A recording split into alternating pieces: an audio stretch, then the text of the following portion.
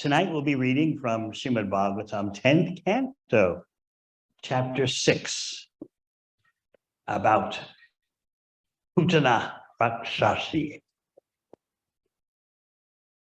And in discussing the very beginning of this Leela, I had hopes of covering the whole Leela in one night, but then it's 44 verses and there are many sub-themes, as always in Srimad Bhagavatam. So I thought, why not focus on the beginning, which will give us some realization of life in the material world and also life in Krishna's world.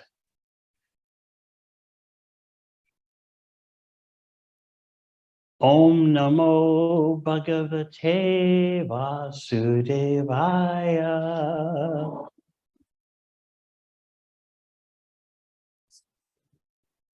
Om Namo Bhagavate Vasudevaya.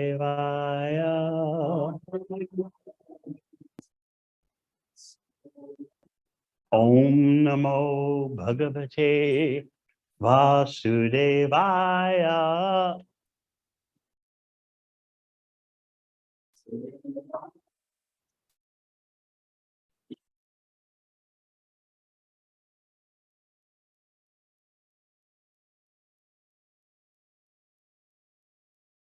Shri Shukavacha Nandapati Bachashore Namrsheti Bachintayan Harim Jagama Sharanam Utpata Gama Sankitaha Nandapati Bachashore Namrsheti Bachintayan Harim Jagama Sharanam Uchpata Gama Shankitaha Nandapati Vachashore Namrsheti Vachintayan Haring Jagama Sharanam Uchpata Gama Shankitaha.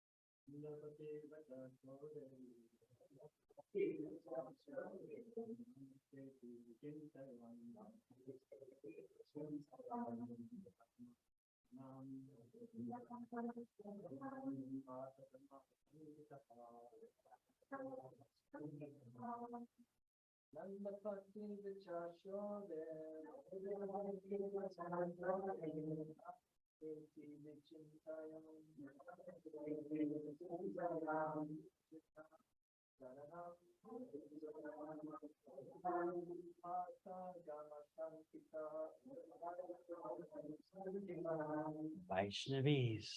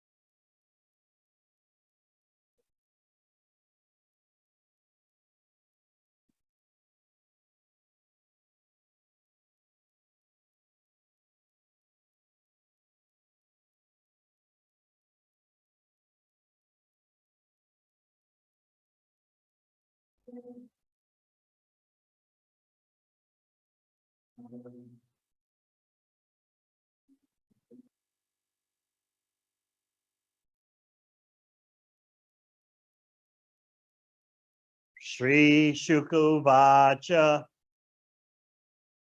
Sri Shukadeva Goswami said, Nanda Maharaja, Pati, on his way back home, Vacha, the words, Shode of Vasudeva, na, not, Mrisha, without purpose or cause, iti, thus, Vichintayan, while thinking about inauspiciousness for his little son, Krishna. Harim, unto the Supreme Lord, the controller. Jagama took. Sharanam, shelter. Utpata, of disturbances. Agama, with the expectation. Shankita, thus being afraid. Translation. Shukadeva Goswami continued. My dear king, while Nanda Maharaj was on the way home, he considered that what Vasudeva had said could not be false or useless. There must have been some danger of disturbances in Gokula. As Nanda Maharaj thought about the danger for his beautiful son, Krishna, he was afraid, and he took shelter at the lotus feet of the Supreme Controller. Purport. Whenever there is danger, the pure devotee thinks of the protection and shelter of the Supreme Personality of Godhead. This is also advised in Bhagavad Gita. Anityam asukham lokam imam prapya bhajasva mam. In this material world, there is danger at every step. Padam padam yad vipadam. Therefore, a devotee has no other course than to take shelter of the Lord at every step. Translation again. Shukadeva Goswami continued, my dear king, while Nanda Maharaj was on the way home, he considered that what Vasudeva had said could not be false or useless. There must have been some danger of disturbances in Gokula. As Nanda Maharaja thought about the danger for his beautiful son, Krishna, he was afraid, and he took shelter at the lotus feet of the Supreme Controller. Om Agana Chimirandasya Gyananjana Shalakaya Chakshurun Militang Yena Tasmai Shri Gurave Namaha. Jai Shri Krishna Chaitanya Prabhu Nityananda Shri Advaita Gadadhara Shivasari Gaura Bhakta Vrinda Hare Krishna Krishna Krishna Hare Hare Hare Rama Rama Rama Hare Hare. So Shukadeva Goswami is continuing from the previous chapter in which Vasudeva has advised Nanda Maharaja, I think you should get moving back to Gokula because I know that there's some danger that could happen.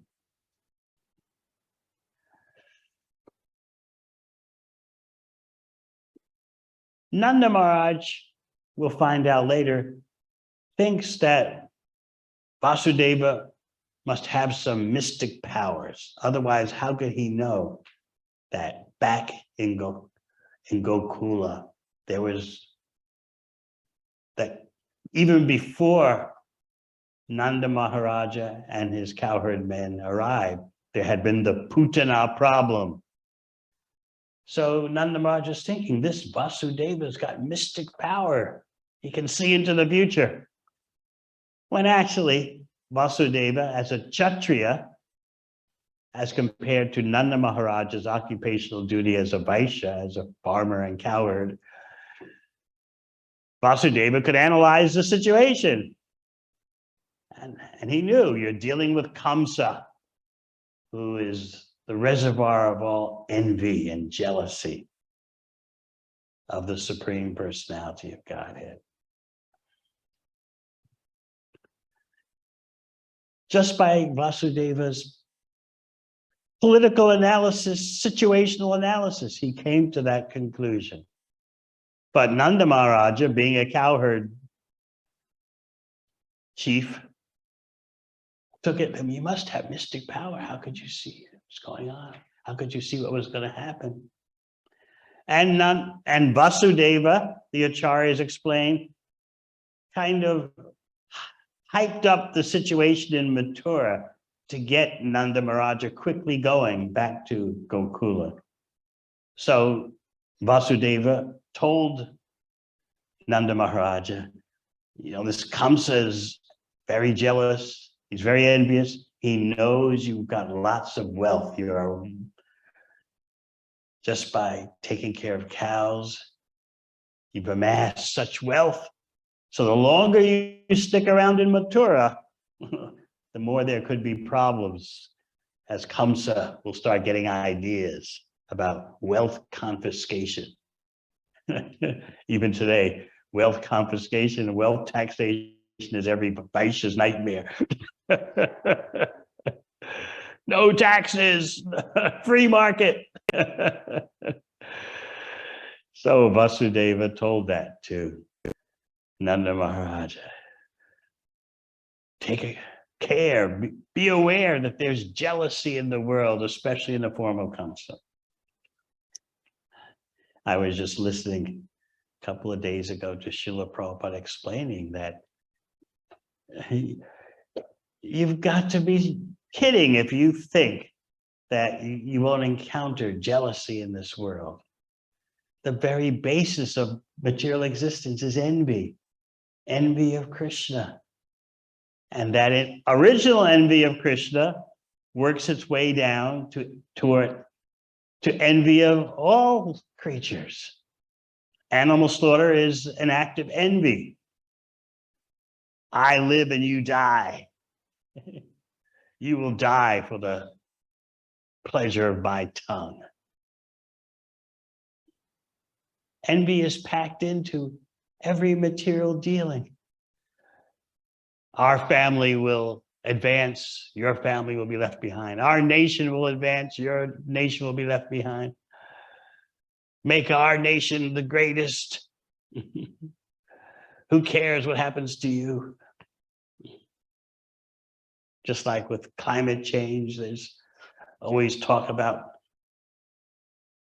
the wealthy nations have screwed up the world with so many carbon emissions. The poor nations didn't have the industrial advancement to cause so much emissions, yet they're suffering the most.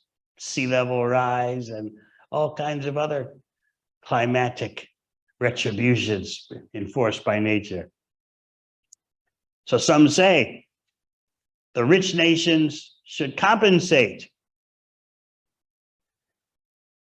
They should help the poor nations because the rich nations have caused the problems of the poor nations.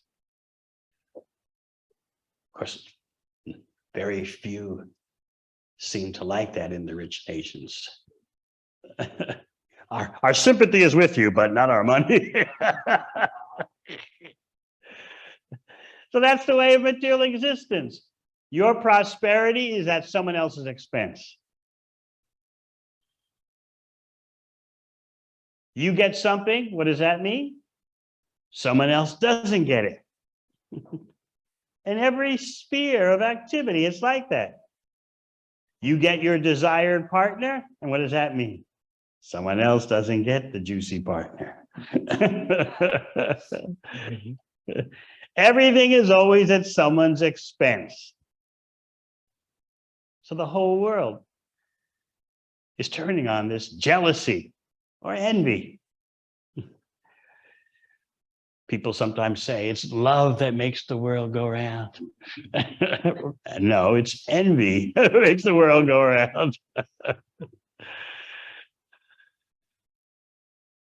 And that envy, of course, is based on the body. My body will get what it needs, even if it means your body doesn't. But not only my body, but those bodies in relation to my body will get our needs fulfilled. So Srila Prabhupada was explaining that these are the basic realities. You have to be naive not to expect jealousy and envy. Those of you at the workplace have encountered that most likely at some point in your careers. Just there's someone there who just doesn't like your guts or just wants to take the credit for whatever you did.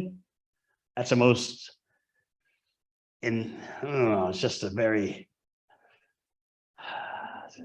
depressing feeling when you've done something and you should get the credit and someone else at the workplace is taking the credit. Like you're the person on the level above you presents himself or herself to the higher level. So I did this and I did that, when actually it was a subordinate who did it all. Yes, it's happened to you. And you just got to swallow the soap and blow bubbles, right? It's happened to you, Anantanath? Yeah, it's the way it is.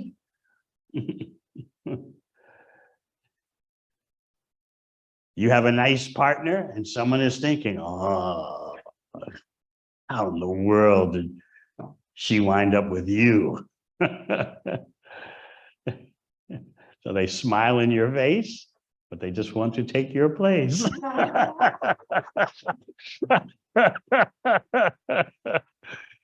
this is the way the material world is. So Prabhupada was explaining, it's packed into the material world. Jealousy, envy. Because people think they are the body. And when you think you're the body, you come under the influence of the lower modes of nature. And lower modes of nature are about jealousy and envy and anger, retribution, revenge, frustration, intense hankering, intense desire. So Vasudeva, with his shrewd political analysis, as a Kshatriya, he was able to suss the situation out. He wanted to get Nanda Maharaj moving on the road back to Gokul. And as we explained, Nanda Maharaja, as a simple cowherd chieftain, thought this Vasudeva must have mystic power. This is after the whole Putana scene unfolded. And bear in mind the timing, Nanda Maharaj was away. He hadn't yet arrived in Gokula when the Putana incident happened. So the first he got wind of it was entering Gokula, and he saw this huge dead body 12 miles long. Huh? That's the first he got wind that something had happened. And then he started thinking of Vasudeva is mystical.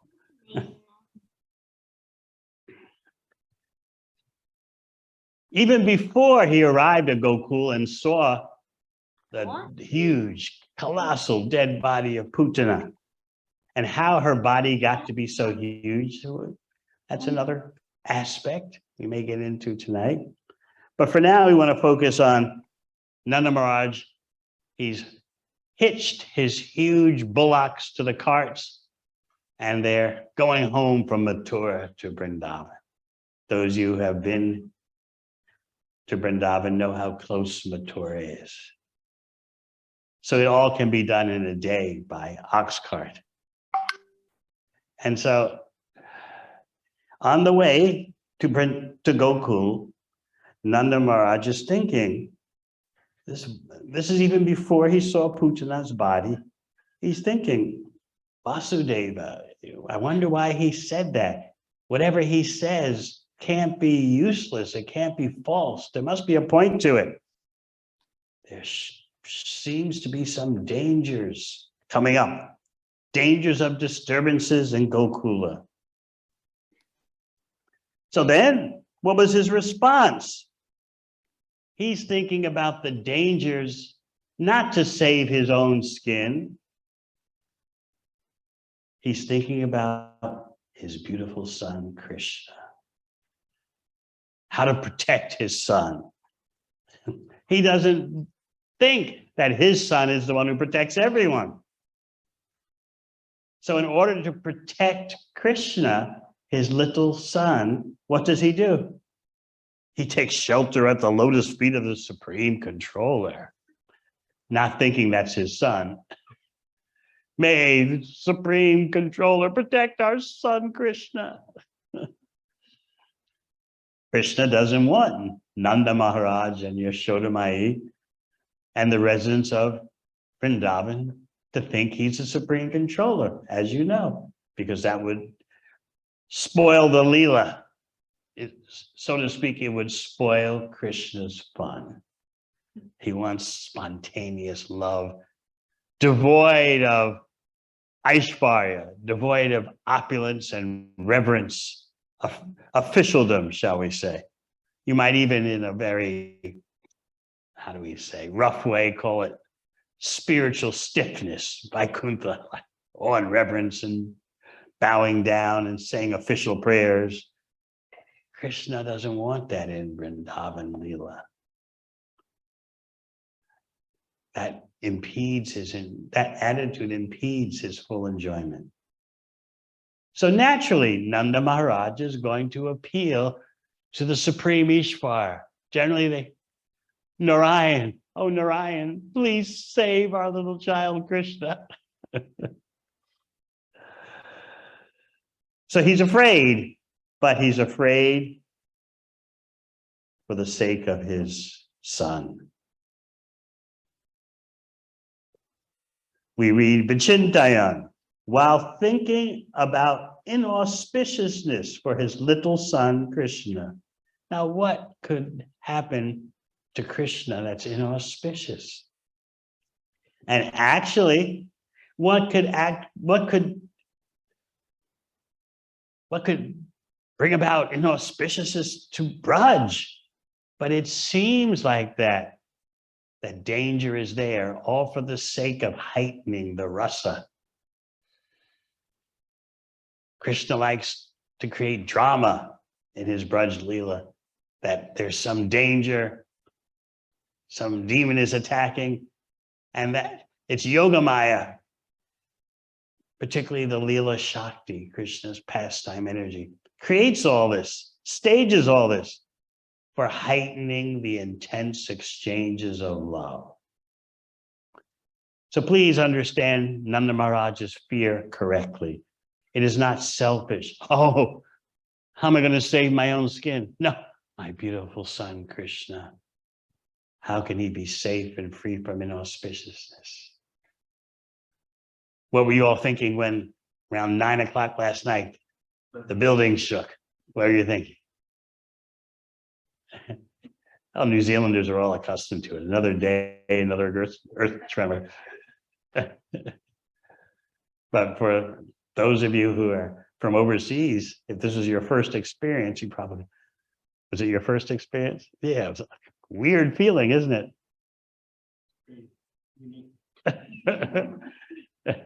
So what did you think when that happened? Some of you thought, just these things come and go. Others of you might have thought, this actually could be a big one. Why should I think not? That's what I thought. What I said, rationally, logically speaking, why should I not consider that this could be a big one? Why do I just routinely shrug it off? Oh, it's another inconsequential tremor. I have no reason, no logical reason to think that. So, what do? You do as this purport says. You take shelter of the Supreme Personality of God. And okay, Krishna, if this is the big one, here I am on the 6th floor in the Chari's flat. The whole building could crumble. Well, may I remember your lotus feet? Because I have to give up the body anyway. It's going to happen at some point. And what will I do then? And how do I know I'm not going to give up my body right now? Let me take shelter of the Supreme Personality of Godhead. But I can be fixed at his lotus feet no matter what happens.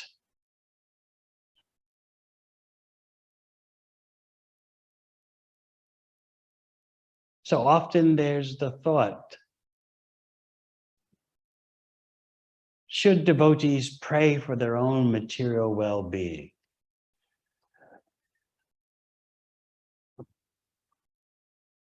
A devotee is always concerned for the sake of service. So therefore, a devotee, a full devotee, prays, no matter what happens, may my service go on. May I not forget your lotus feet. May I always be engaged in devotional service. Because it is a fact, at one point or another, this body will drop. It'll be finished. Of course, naturally you're thinking, well, it's not natural, but just conditioning. You're thinking, yes, my body will end some way far in the distant future, right? Because I got things to do. You can feel the desires surging through your body. And those desires surging through your body make you feel that, yeah, it's going to be a while that I'm going to be in this body because I got to fulfill those desires. And there's something about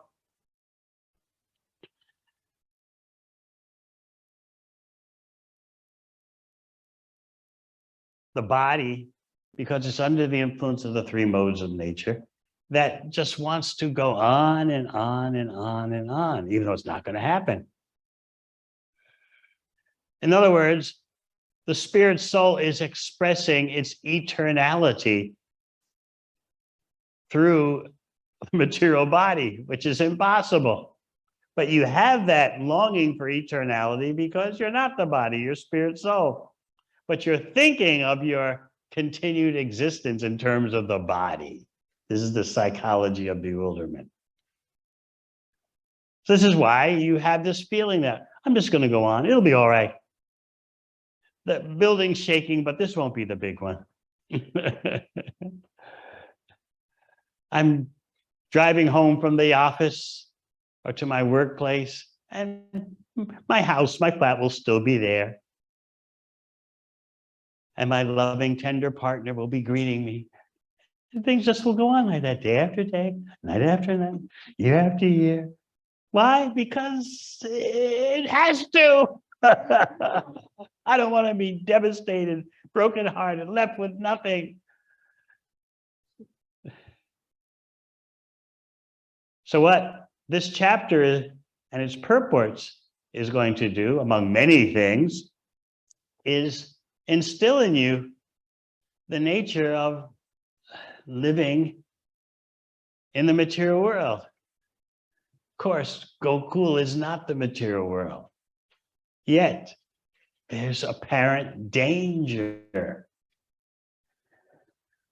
So you can take that danger in Gokul in the form of Putana, Rakshasi,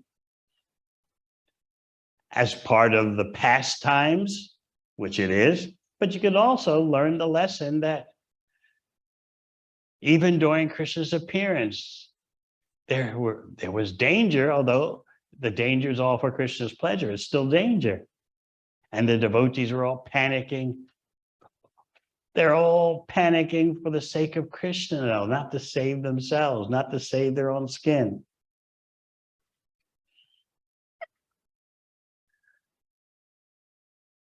So therefore, Prabhupada's writing in the purport, whenever there's danger, the pure devotee thinks of the protection and shelter of the Supreme Personality of Godhead. This is also advised in Bhagavad Gita. Anityam asukam lokam imam prapya brajasvamam. Krishna tells straightforwardly. We don't believe it though, right? Anityam, this world's temporary. Asukam, it's unhappy. Nah. Exaggeration. Or just to make us chant, Krishna's saying that. Krishna's putting a guilt complex on us. don't really think that is so. You're 18 years old, you're in your 20s, and you can just feel it in your body. You got things to do, right? Things to experience, places to go, people to meet, stuff to go through, challenges. You can just feel in your young body that you're going to be around. Yeah, they'll sometime in the murky, cloudy future, yeah, you know, you can't live forever, but that's way off. Why is it way off? You can just feel the desires in your body. You've got accomplishments to get. Things to do with the workplace, things to do with the business. You want to see your children grow up and do this and that and the other. You want to get through the stormy phase with your partner and get to the smooth sailing. Oh, you got a long list, right? Of course, we think it's minimal. I don't want much, just this and that, the other. So we read, in this material world, there is danger at every step. Most of you, many of you know the verse, padam padam yad vipadam. So since there's danger at every step, that means at every step you have to take shelter of the Supreme Personality of Godhead. And that's what you do when you chant Hare Krishna, when you engage in Krishna's service, you're taking shelter. If you're doing that at every step, that means you're taking shelter at every step. Because there is danger at every step. But that sounds like very non-recreational consciousness, doesn't it? Danger at every step. Danger at every step. Danger at every step. Danger at every step. How can you enjoy thinking like that?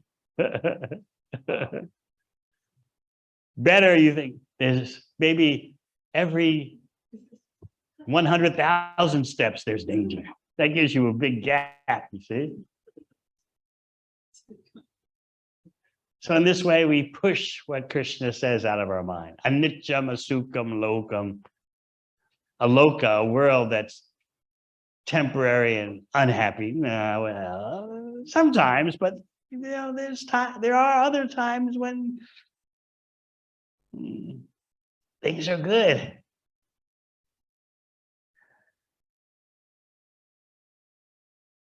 So how to live with the reality of a world that's totally dangerous? We don't consider that time, just time alone, is making life dangerous. It's corroding. It's taking away your life.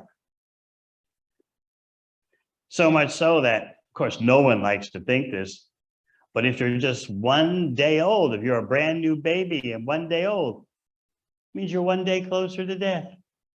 How can you look at things like that? Oh my God. It's totally deflating. And but we need that kind of wake-up call thinking. Another point is that we don't have a real human civilization now.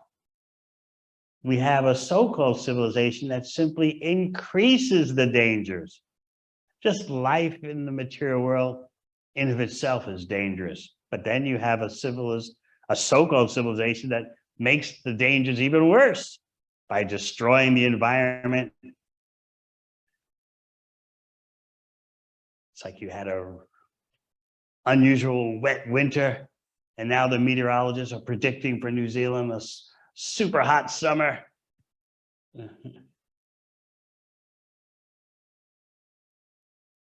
Because human beings have screwed up the climate. And then they're threatening each other with nuclear warfare. You would think, how barbaric. No one can win a nuclear war.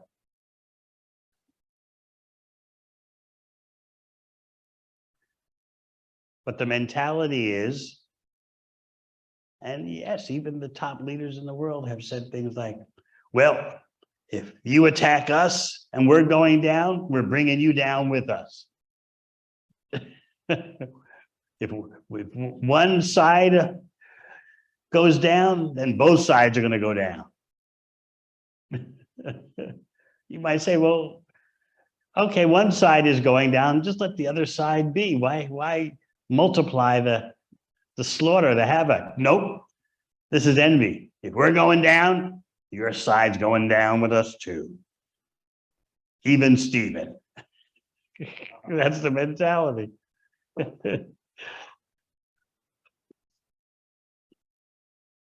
It's literally MAD, which stands for mutual assured destruction.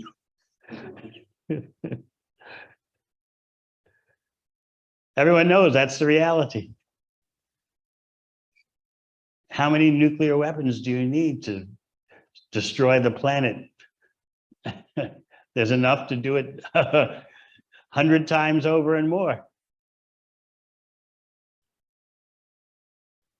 So this is unnecessary danger added to an already dangerous existence. In other words, it's hard for us to accept, but even in a higher planetary system, there's danger. That's why Krishna says, Brahma Bhuvana Loka Puna Putana Arjuna.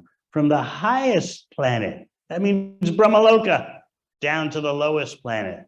All are places of misery because there's repeated birth and death. But with our Kali Yuga mentalities, we think, well, if I'm up there in the heavenly planets, that'll be great. I've read in the Bhagavatam, the sense gratification there is 1,000 times more intense than on Earth. Ooh. So we can't conceive that even Brahma has the anxiety that my life is going to end. And his life is 311 trillion years. You can't even conceive of 1 trillion. It makes no sense to your brain, right? 1 trillion years. But 311 trillion? So how can he be in anxiety? He's got all kinds of inconceivable mystic powers. Even before you get to Brahmaloka, there's Siddhaloka, the planet where everyone has natural mystic powers. They don't have to develop mystic powers or practice mystic yoga. They can fly from one planet to another. Of course, what do you say? Oh, fantasy. Just because you can't do it, it's fantasy. So many little creatures can do what you can't do. Ants can tunnel through the earth. Just a little bird can. What's the smallest bird in New Zealand? A sparrow? Do they have sparrows here? The smallest bird can fly. You can't fly. But you say, oh, fantasy. So many creatures can do what you can't do. Yet when you hear about Brahma and Siddhaloka, the Siddhas, nah, just mythology.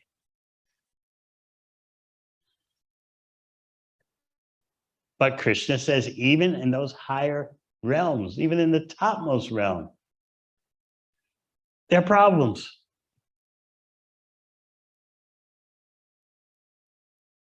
So what we have is a so-called civilization that's compounded the problems, because just life in the material world in of itself is dangerous. And then you have societies that add on top of that with all kinds of artificial dangers that don't need to be there.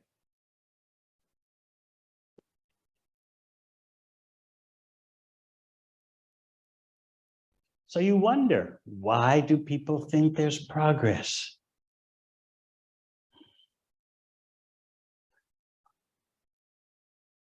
It looks like the more unrestricted sense gratification is, the more people think that's progressive.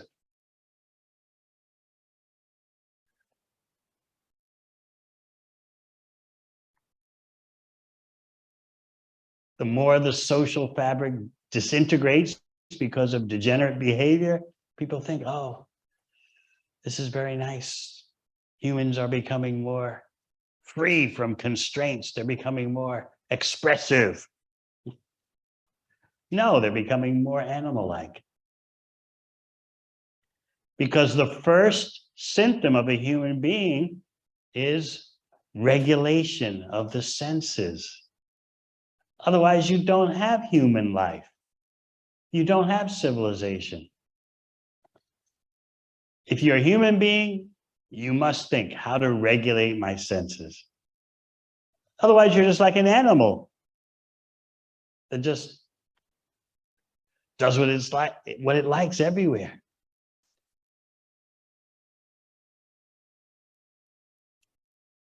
So this is something that has to be practically realized. We don't live in a human civilization. And you can see, even though it seems that the technology is becoming more advanced, people are disintegrating more and more psychologically and physically. So the intelligent person starts to wonder, what's going on here? Am I a part of this mess? Am I contributing to this mess?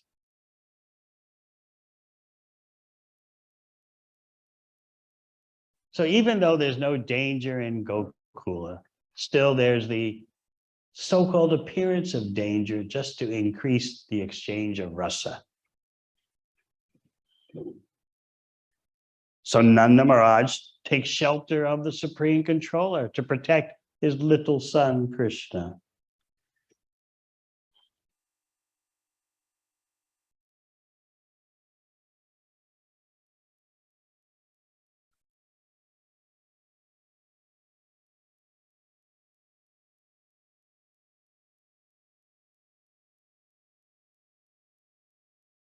So we'll go to text 2.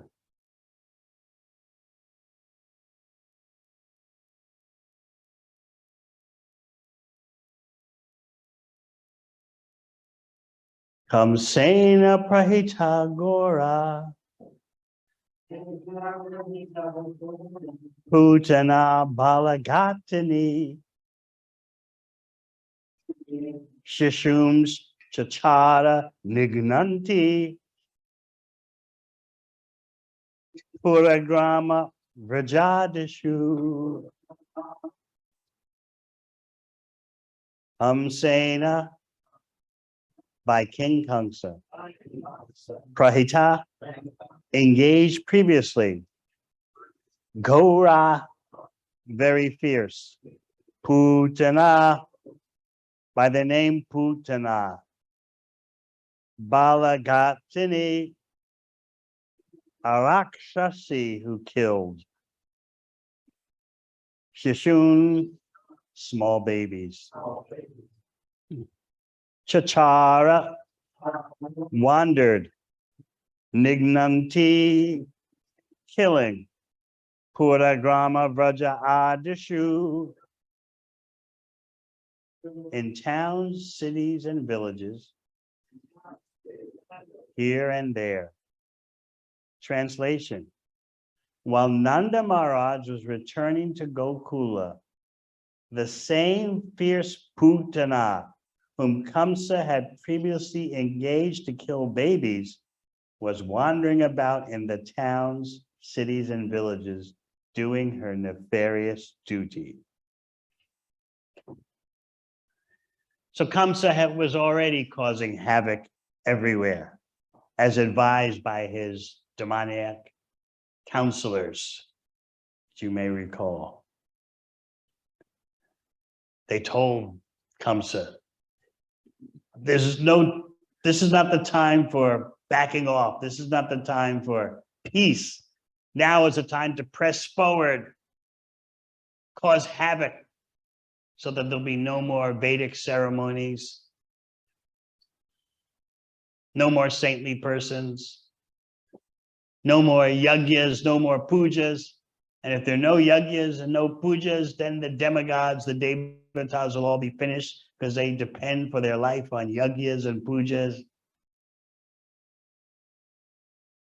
So Kamsa's demoniac advisors presented him with a complete plan how to destroy anything auspicious in human society.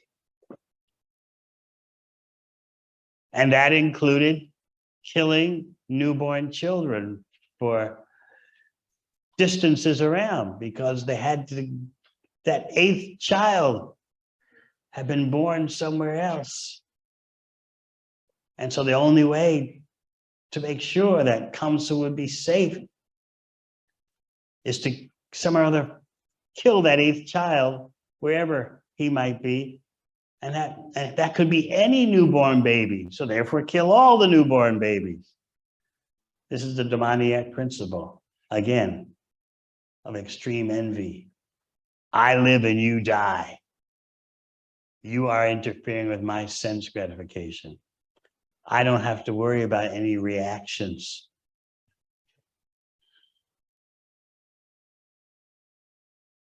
All notions of sin and bad karma are just fabrications to inhibit human beings.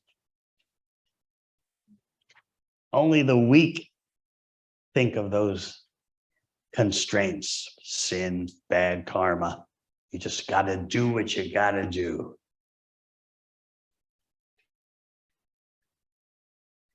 Destroy your family, destroy the world, destroy nature, but do what you got to do. And everyone will nod their head more or less. Even those who know it's wrong, they say, well, what can be done? That's just the way the world is. So meanwhile, I might as well get mine.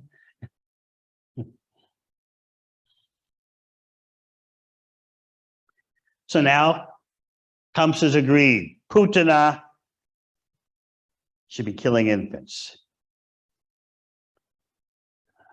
She was doing that all around Gokul, and now she's entering Gokul by the arrangement of Yogamaya.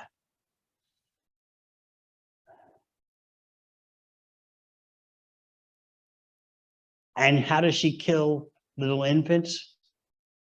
By giving them a poison breast to suck. The poison, the acharyas described that the poison on the breast was so deadly that just by the little infant touching the breast, the infant would die, even before sucking the breast.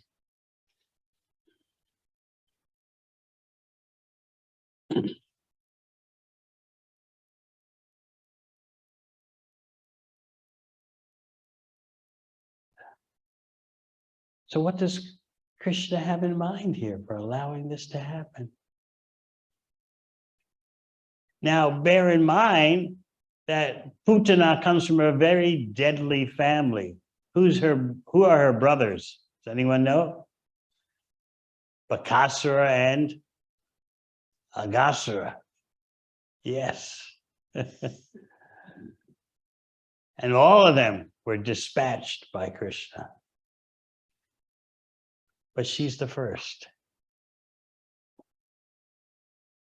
So how is it that she enters the house of Nanda Maharaj?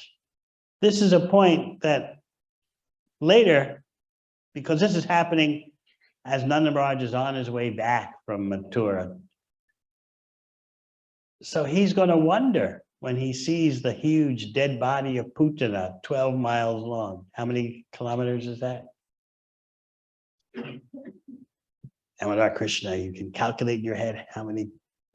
So 12 times what, 1.6? What is that? Munishari, can you do it?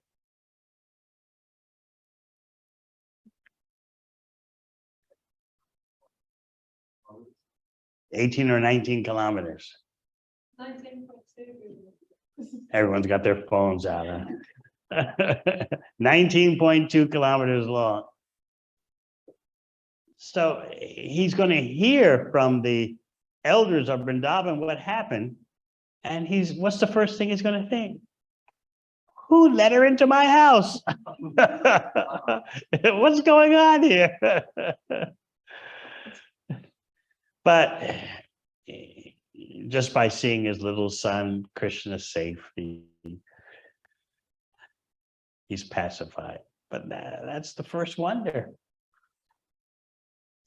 What was Yashoda Mai and the elder gopis of Gokula, what were they thinking when they saw Putana?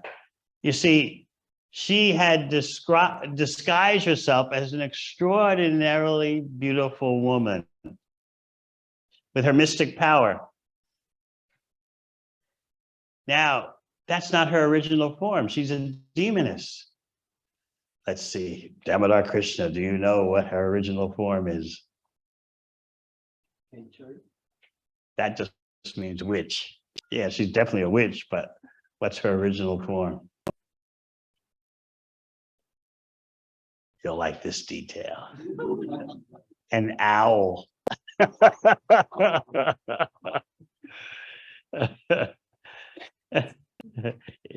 That information is hidden away in a verse in the second canto.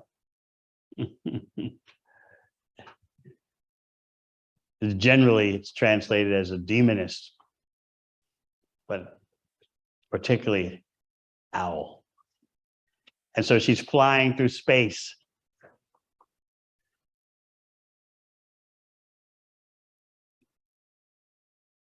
This is why when she's killed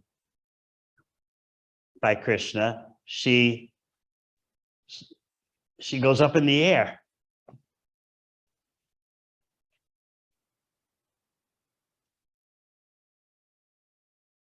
So here she is disguising herself as a beautiful woman, entering into Gokula, and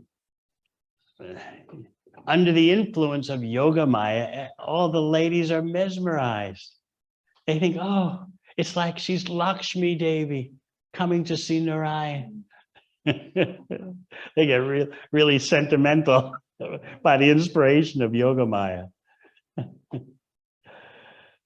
Oh, how auspicious for little Krishna, little baby Krishna. This heavenly looking lady is coming and she wants to mother him. Oh, how nice.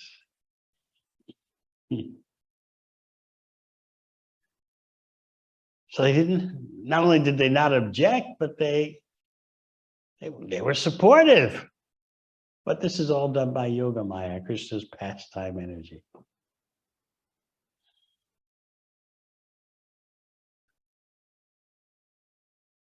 But what does Nanda Maharaj think when he returns and sees the potential catastrophe that could have happened? How did these ladies let the stranger into my house?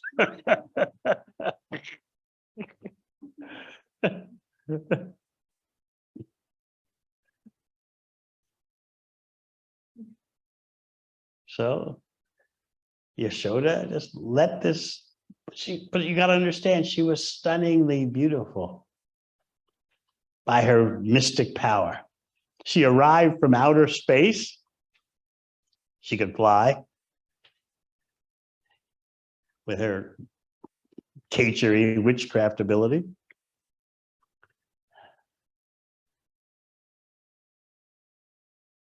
And then by the arrangement of Yoga Maya, everyone just thought she meant the best. And they let her approach little Krishna, who is laying there in the house. So this shows you that things are not always what they seem. And knowledge is required. Of course, in this case, you can't fault Yashoda Mai because she's under the control of Yoga Maya for the sake of Krishna's pastimes.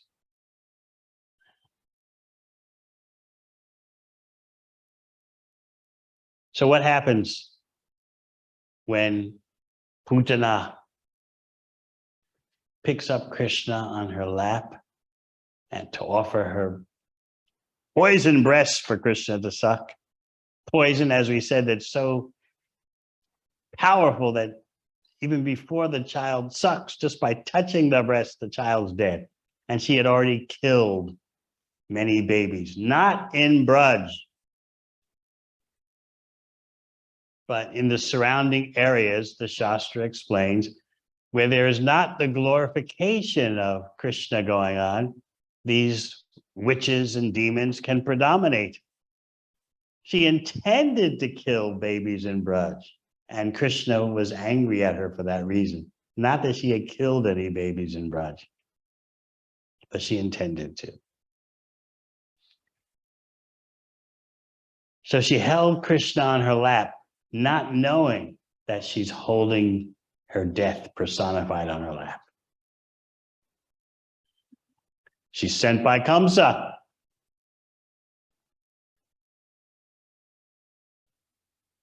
So what does Krishna do when she offers Krishna her breast to suck? He closes his eyes. And there are many reasons given by the acharyas why Krishna, little Krishna, closed his eyes. One reason is he didn't want to see such an inauspicious person. Another reason is that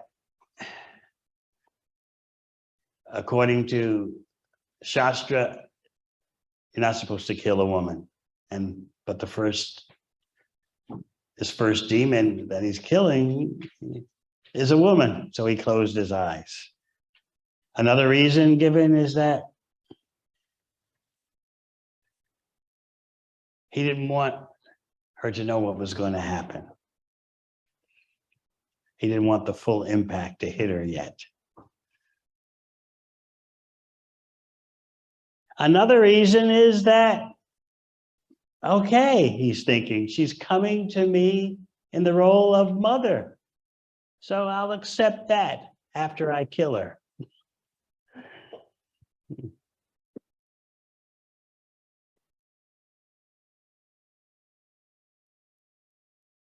So what happened then when Krishna began to suck on her breast?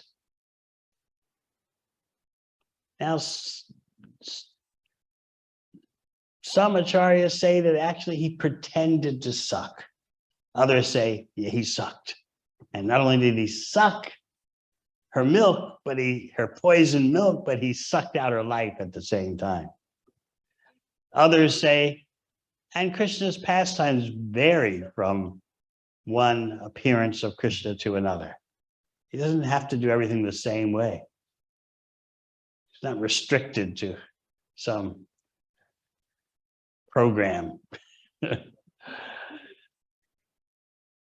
So how did he get rid of her? How did he terminate her? He had a twofold termination action. Sucking, but more particularly, as he sucked out her life, he was, with his little hands, he was squeezing her breast so tightly, he's killing her. And then with his feet, he's actually stomping her with his little feet. So she's getting it all these different ways. Definitely not what she had in mind. Her life air is being sucked out through her breast. Krishna's squeezing her breast, and yeah. So, and he's pell-melling her with his little feet on her chest.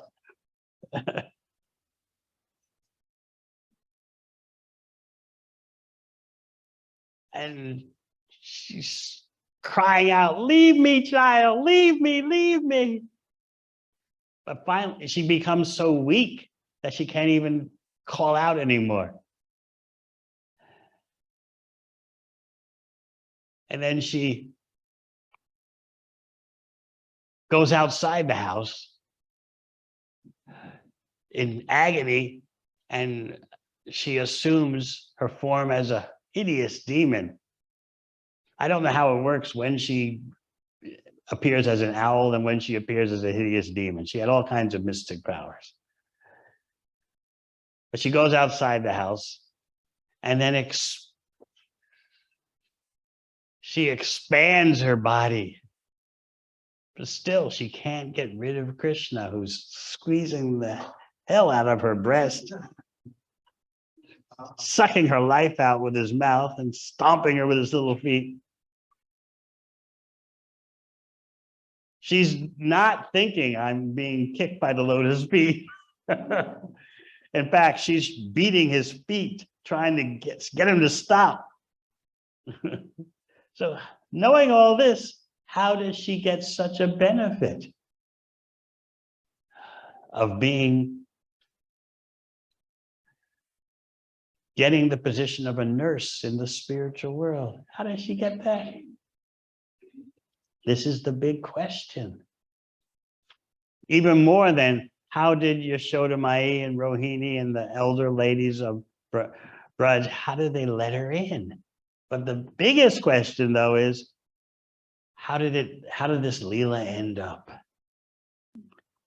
with Putana getting a position in Goloka as equal to one of Krishna's nurses? He's got two main nurses, Ambika and Kalimbika. And so she got a status like that. So this is making Uddhava wonder when he recounts this pastime. Even Lord Brahma is wondering. You may recall the verse from the 14th chapter of the 10th canto. Brahma's prayers after the Brahma Vimohana Leela. Brahma says, you gave, he's praying to Krishna, you gave to Putana a position equal to one of your nursemaids in the spiritual world. If you could do that for her, the demon, what do you have left to give for your surrendered devotees who've given up everything for you? For your pleasure, they've given up everything. But here, you've given yourself to Putana. So what do you have left for the devotees?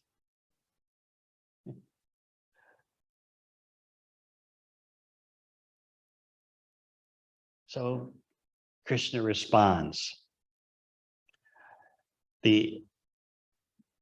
Yes, Putana got the position of a nursemaid in the spiritual world. But my devotees, just like in the Brahma Vimohana Leela, the elder gopis got a chance to have me as their son and to nurse me. So in that way, I gave them more. But then Brahma says, well, no, it's all the same. You haven't given anything special to your dear devotees. Therefore, I, Brahma, pronounce you are in debt to your devotees. That's how Brahma resolves it. You're in debt to your devotees and you're under their control. That's the only way we can resolve this. Because otherwise, externally, it looks like the devotees and Putana get the same result, right? But you have to drill down and see that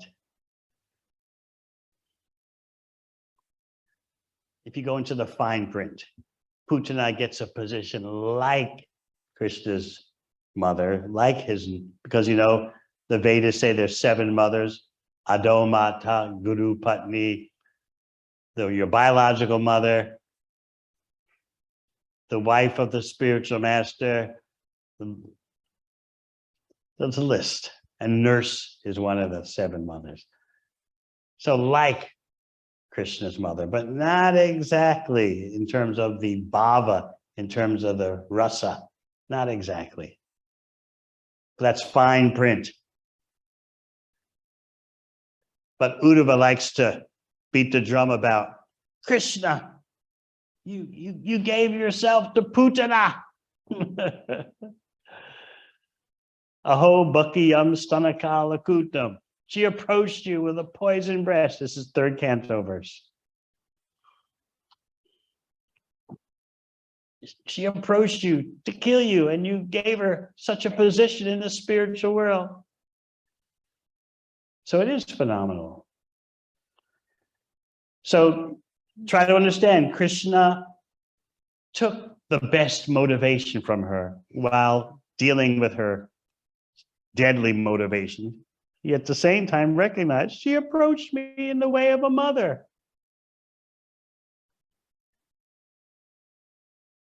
Yes, she tried to kill me, and she killed so many other babies and had it in mind to kill babies in Braj. So I was angry with her, so I dealt with that. But then there's the other side. She approached me as a mother, so I'm reciprocating. So this is what Uddhava wonders about. This is what Brahma wonders about. You gave yourself to Putana. What do you have left to give for your surrendered soul devotees?